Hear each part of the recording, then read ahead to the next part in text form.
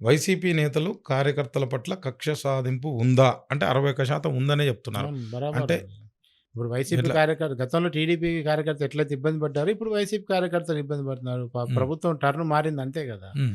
So, గతంలో TDP వాళ్ళు ఇంట్లో నుంచి బయటికి రావాలంటే భయపడేవాళ్ళు. ఇవాళ వైసీపీ వాళ్ళు భయపడుతున్నారు. ఒక జెండా కట్టాలంటే భయపడుతుర్రు. హ్మ్. ఒక బ్యానర్ కట్టాలంటే భయపడుతుర్రు వైసీపీ వాళ్ళు. హ్మ్. సో, ఆ సిట్యుయేషన్ గ్రామాల్లో ఖచ్చితంగా కనపడుతుంది. అంటే ఇది ప్రజలు, నాయకులు చేస్తున్నటువంటి పని. దీనికి కంబాలపల్లి గారు అనలిస్ట్‌గా ఏం చెప్తారు? ఇది మంచి పరిణామం అంటారా? ఏం చెప్తారు? ఎట్లా మంచి పరిణామం అవుతుంది ఎక్కడైనా అదే సరే? మీరు చెప్పాలి సార్. నేను ఎక్కడైనా కామన్ సరే మ్యాన్. ఎక్కడైనా సరే మంచి హ్మ్. పరిణామం కాదు. ఇప్పుడు హ్మ్. ప్రజాస్వామ్యంలో ఉన్నాం కదా! హ్మ్. మనం రాచరికంలో ఉంటే అవన్నీ వర్కౌట్ అవుతాయి. హ్మ్. ప్రజాస్వామ్యంలో ఉన్నప్పుడు మీరు నన్ను జెండా పట్టుకుంటే అరెస్ట్ చేస్తాం, ప్రభుత్వాన్ని ప్రశ్నిస్తే దాడులు చేస్తాం, ప్రభుత్వాన్ని ప్రశ్నిస్తే తీసుకుపోయి లోపల జైల్లో పెడతాం అంటే హ్మ్. అది ఏ ప్రభుత్వం చేసినా కరెక్ట్ కదా! అది కేంద్రం కావచ్చు, రాష్ట్రం కావచ్చు, తెలంగాణ కావచ్చు, ఆంధ్ర కావచ్చు. అంటే మనం చూసాం అది నిన్న కొమ్మినేని శ్రీనివాసరావు గారు. ఆయన నాకు బాగా తెలుసు కూడా. సో, ఆయన్ని అరెస్ట్ చేయడాన్ని కంబాలపల్లి గారు ఎలా చూస్తారు? ఒక జర్నలిస్ట్‌గా, ఒక అనలిస్ట్‌గా? ఒకటండి, అందులో 2 విషయాలున్నాయి. హ్మ్.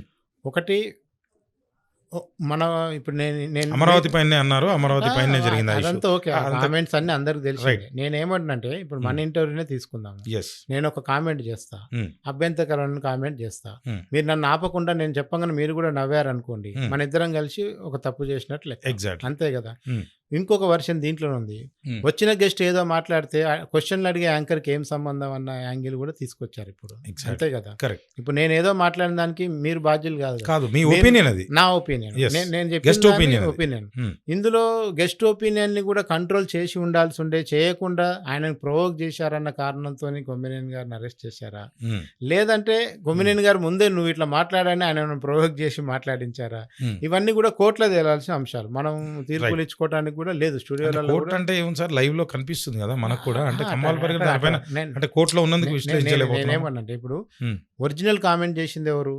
హ్మ్. సమ్ ఎక్స్‌వైజెడ్ చెప్పండి ఆయన మీరే. పేరు ఏదో రైట్. ఓకే. చేశాడు. ఓకే. నో ఆయన ప్రాబ్లమ్. చేశాడు. పేర్లు వద్దులేండి ఇప్పుడు. చేశాడు. హ్మ్. దాన్ని హోస్ట్ చేస్తున్న ఆయన ఇంకొక ఆయన. అవును. ఒరిజినల్ కామెంట్ చేసిన ఆయనని ఏ1 పెట్టారు. ఇంకెంతో కొంత మరి ఈయనని ఏ1 పెట్టకుండా ఆయనని ఏ1 పెట్టారు. హ్మ్. ఈయనని ఏ2 పెట్టారు. అంటే బాగోదని చెప్పి రివర్స్ చేశారు. అట్లా కాదు. అయితే హ్మ్. ఏమైందంటే హ్మ్. ఇది ఇందులో ఇది లీగాలిటీ అంశాలు చాలా ఉంటాయి. ఇది ఎందుకు యెస్. నిలబడతాయి. ఇప్పుడు హ్మ్. వాక్ స్వాతంత్రానికి హ్మ్. పరిమితులు ఉన్నాయా లేదా? హ్మ్. ఎంతవరకు మాట్లాడొచ్చు? రాజ్యాంగం ఏం చెప్తుంది? హ్మ్. ఏం జరుగుతుందనేది కూడా స్వేచ్ఛ. హ్మ్. ఇప్పుడు యూట్యూబ్‌లలో, సోషల్ మీడియాలో మాట్లాడే వాటి మీద పెద్దగా కేసులు ఎక్కడా పెట్టట్లేదు. యెస్.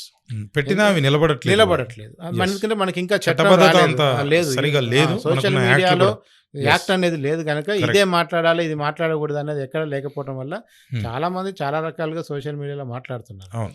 సరే, ఈ పర్టిక్యులర్ వెనకాల రాజకీయ ఉద్దేశం సీఎంలే ఉందా? మాట్లాడుతులేండి. మనం రాజకీయ మాట్లాడితే ఉంది. ఉద్దేశం ఓపెన్ ఉందా? స్టేట్మెంట్ ఇది. కారణం ఏమైనా కావచ్చు, ఏమైనా కావచ్చు. అందుకనే హ్మ్. ఎవరు మాట్లాడాలి, ఎవరు మాట్లాడకూడదు అనేది ఎక్కడ దీంట్లో రాసి లేదు గనక ఆ పర్టిక్యులర్ ఇన్సిడెంట్‌లో హ్మ్. అల్టిమేట్‌గా కోర్టు చెప్పేదాన్ని మనం పరిగణలోకి తీసుకుంటాం.